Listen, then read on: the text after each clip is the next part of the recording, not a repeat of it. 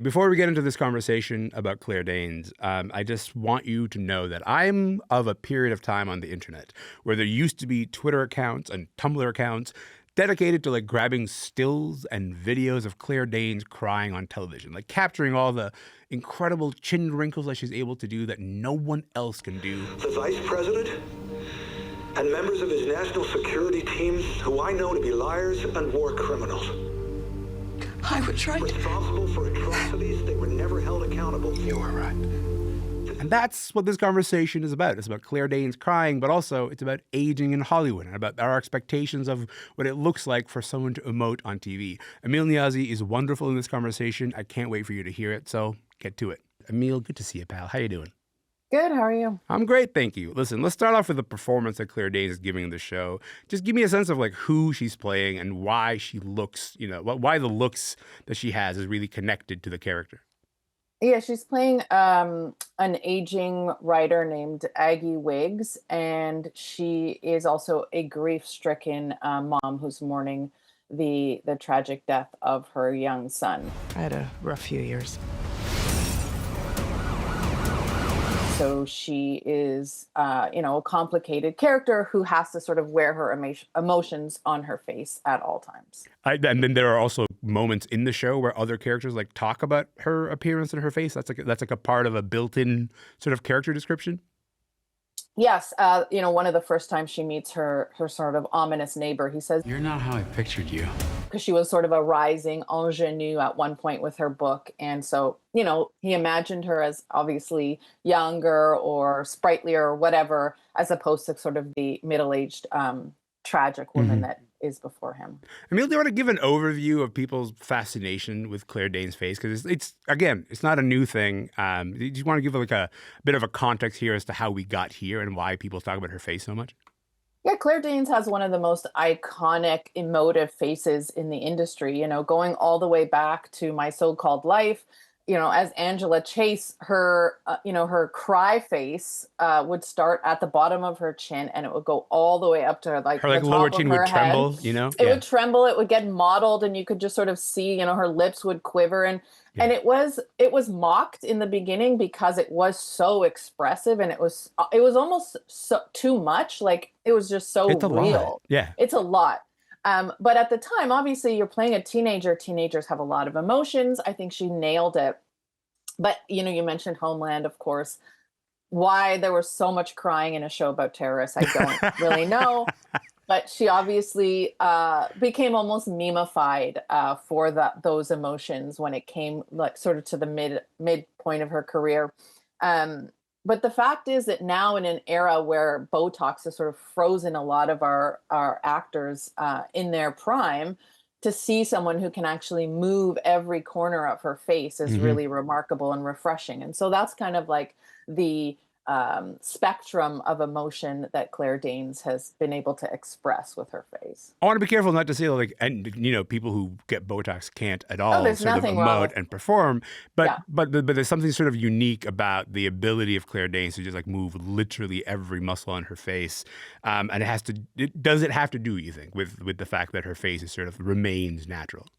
Well, yes. I mean, there's nothing wrong with getting Botox, but I have to correct you that if you have Botox, it does literally freeze parts of your face. So you can't emote in the same way. You can't furrow your brows deeply. You can't crunch up your face into a burst of grief, which she manages to do so well. So it really does have a big impact on the type of acting that you can do and the range of emotion you can show with your face. So to be able to do that here, she's able to capture everything from grief to fear to bravado within the span of 5 seconds. And she does it because she has yet to sort of like freeze her face with the amount of Botox that we're used to seeing on a lot of actors. I think so. Part of the reason we're having this conversation is that she seems to be getting a lot of appreciation for her sort of for her decision to age naturally and for her decision to sort of keep her ability to sort of emote with every part of her face. What do you make of the response that she's getting for that decision and how it shows up in the show? I think it's really sort of sad that we're at a point where an actor making the choice, and it's very much a professional choice. Obviously, it's a big part of her calling card as an actor to Yeah.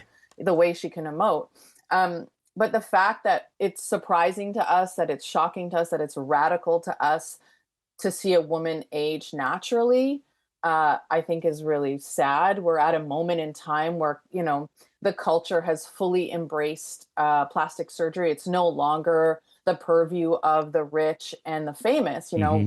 Your next door neighbor probably gets a little bit of Botox and a little bit of filler, and there's nothing wrong with that. But we're at a point where we've so lost the ability to even sort of like understand what aging looks like, what a 45-year-old woman looks like, what they're supposed to look like. And I just think it's really sad that we're at a point in that culture where the decision of an actress like Claire Danes to simply leave her face alone is seen as like some sort of shocking transgressive act. Like I said, bloodlust. She's not even the first one this year to sort of bring up this conversation. Like I remember when the White Lotus season 3 was coming out, Carrie Coon was also a bit involved in this conversation because again, like she says, like she's not getting any Botox and it changes her performance. But also she added like it's hard to see my face on HD screens, but also at the same time, it's important for me to be able to sort of do this job. There's not a lot of actors who are sort of talking about this at the moment. Does it surprise you that someone like Claire Danes becomes, at the center of this discourse, or Carrie Coon feels compelled to actually like offer some kind of explanation of how she thinks about it? Well, I think they're almost having to do it as an explanation for why they look old. It Hmm. goes back to this idea that it's sad that we're in this moment because, you know, Carrie Coon sees herself. She's, beside these incredible actresses who have perhaps chosen to engage in a little bit more Botox. Hmm. And I think then people get online and go, why does she look so old? Why does she look so bad? Why isn't she aging better? And so she almost has to explain, okay, well, this is a choice I'm making, and it's because of my craft. And you have this like constant dialogue. If you choose to do it, like Anne Hathaway, there was a lot of speculation that Yeah. she looked tighter than usual, or Mandy Moore, her eyes changed. If you're doing it, people will Yep. talk about it. If you're not doing it, they'll vilify you. I'm also interested in, I guess, the personal dimension of all of this conversation, because it's one thing to sort of see all of this playing out, but for you personally, like as you watch this whole discourse about not just Claire Danes, but the whole sort of aging discourse, how does that feel for you? I mean, I think if you're a woman, especially, and you are of a certain age, you're inevitably going to come up against this in your own life. Hmm. How should I look at 43? How should I want to look at 45 or at Yeah. 50? Why am I comparing the way I look to the way an actress looks who has millions of dollars and tons of time to invest in looking frozen, perpetually 35 years old? And I think that in an influencer-led culture, which is where we're sort of at, it can be very confusing to understand, how you should look in your 40s and 50s and well beyond that. And so, of course, I come up against it. If I spend too much time in social media, I start to wonder if I look too old. There's a very sort of popular, like almost sadistic thing that people do on TikTok where they will ask people to guess their age. Hmm. And women in particular do it. And when they hear a number that they're not comfortable with, they get really, really upset. And then they go on this process of like trying to look younger. And I just really can't understand why anyone would want to do that. But Like we want to we are invite that commentary why in the would you first place? invite that commentary of how old do you think I look? And I think that part of it is because people start Botox so young now that no one knows how old anyone is. Mhm. No one knows what a 45-year-old person's face should look like. But also, there was this piece in The Cut recently about 45-year-old women getting facelifts, and not actors, but just regular people with money. And that was very shocking to me. And I think that we're getting into a world with things like AI, making it possible to be filtered into oblivion, where we really need to start asking ourselves why we're so uncomfortable with aging and why we're so afraid to look our age. And of course, I'm going to have a personal relationship with that because I'm a woman in the world. What was shocking to you about the I haven't read the piece. What was shocking to you about the piece? Like, was it about the fact that they were 45 and getting facelifts, or Yes, 45 is very, very young yeah, to want to drastically alter your face with something as extensive as a facelift. yeah, They're literally cutting into your face and pulling it back, and that is not a surgery that a 45-year-old should yeah, want to get, because that if 45 is very, very young. And again, I want to say that there's nothing wrong with plastic surgery. hmm You know, uh, to do as you want, but it's more about the culture that we're in, where a 45-year-old feels like, wow, I look old and I want my face to change. And I just think that it's concerning to me. as a man who has a very small amount of white hair in my beard, I live on the other end of the internet, right? Which is like the, oh my God, look at Oscar Isaac's beard, and look at Paul Rudd and his sort of, that's what he looks like. He's looked like this since he was 35. He's now 50 something. And he's kind of looked the same. There isn't obviously the same amount of pressure that sort of applies to men here, but also the aging discourse for men looks very different in Hollywood, I think. Like in this very particular moment in men, what do you make in terms of like how people are talking about men who are, by the way, I think Oscar Isaac is 45, and they kind of go like, that's what a 45-year-old man should look like. Okay, well, it's also delusional to think that Paul Rudd looks like that, but because of nature. Like, yes, he's a young looking guy with Yeah. great genes, but if you don't think that he's had any type of work done, like, okay, welcome to the internet. I do think that we look at men with a much kinder lens when it comes to aging. They Yeah. can be in their daddy era, and we allow them to age gracefully, and we often praise them for looking good well into their 60s and 70s, Yeah. whereas women, I think, are scrutinized much in a much harsher way. But I think that conversation is catching up to men. Bradley Cooper Yeah. has been criticized for everything that he does to his face or his hair.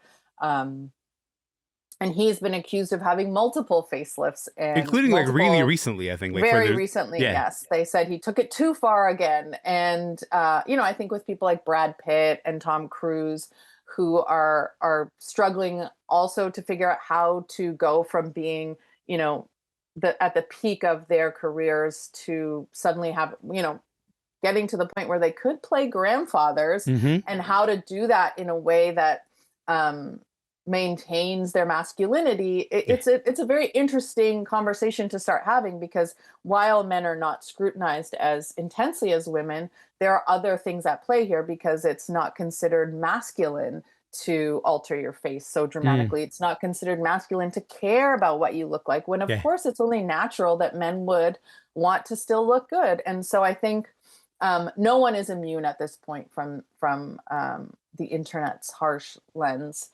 And there are multiple Instagram accounts devoted to just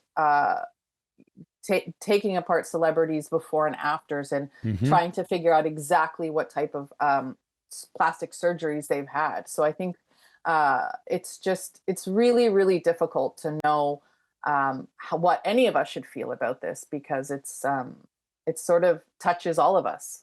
Well, to bring it back to the face that started this whole discourse, just before I let you know, like the when you sort of see the way that people are talking about Claire Danes and praising the performance and praising the crying and praising the expressiveness, does that feel to you like you're like, this is a sign that we're actually like willing and okay with returning to saying, you know what, let's let this woman age as naturally because she wants to, and that's like a part of her power as an actor? Does that feel like a good sign to you that we're willing to sort of say, yes, we've been craving this, let's return to it? Yeah, I think it's refreshing that people are like, oh, right, that's what it looks like when someone can actually express emotion with their entire face. And we have been missing this from our screens. And I think anytime a person with Claire Danes's platform and profile can show an alternative way of looking, it's going to be good for the discourse and good for people everywhere to be able to say, oh, okay, so if she can do it and know that she's going to be heavily scrutinized, then maybe it's okay for me to do it as well. Amil Niazi, as always, you're a delight. Thank you so much for being here, friend. Thank you so much for your time. Thanks for having me. Yes, of course. Amil Niazi is a regular on our show. She also writes for The Cut. The Beast in Me is now out on Netflix. My name is Elamin Abdelmahmoud. This show is called Commotion. We'll be back tomorrow. Would love to see you then.